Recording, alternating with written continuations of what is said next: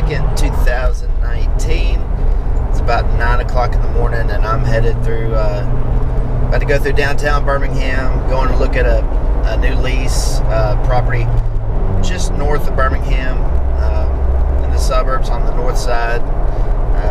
Don't have a lot of experience on that side of town, but got an opportunity on around 850 acres for just a kind of a hard situation to pass up. So I'm going out there this morning to meet the landowner and to talk about some access points. So I just got through meeting with the landowner on the new property I'm looking at. Well, it's nearly 900 acres, I found out, which is a really big chunk of suburban property.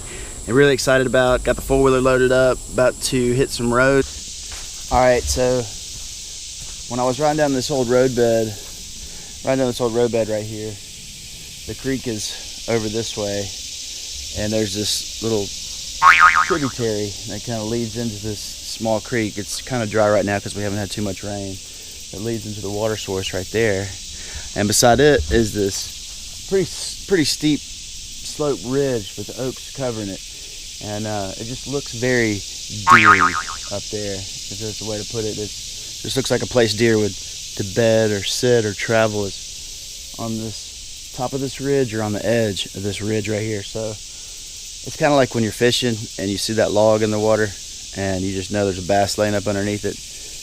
If you can just get that right cast, he's gonna hit it.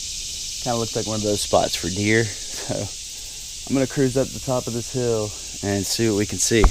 Now when I'm going through the woods, I love to find one of these, just a really old overgrown roadbed that's not so overgrown that you can't get through it, but you can see where it's flat. It's an easy travel area, and it's not used at all. So that buck, he'll walk down these roadbeds and make his scrape lines right down one of these things. So this is usually a good spot to look. If you think there's a good buck in the area, he'll mark a spot like this.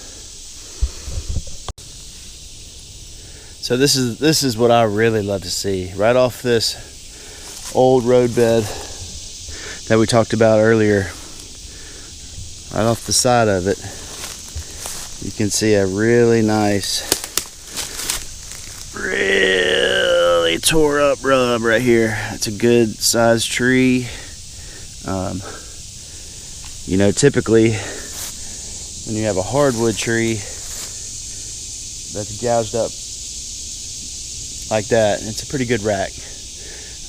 You know, of course it's hard to say exactly, but that is a good sign. It's right off this old roadbed, right off this big deer trail, and this would be a perfect place to set up a camera, where this old roadbed, this trail converge, this big rub, dump you a bag of corn, find a good place to put a camera, and try to stay out of it for, you know, as long as your patience will hold out.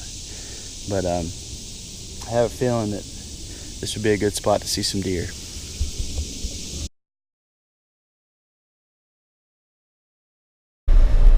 So this is one of those places that you would never think you would be allowed to hunt, and you know, without doing a little research and making the right phone calls and checking, you might never even know about these hidden little gems.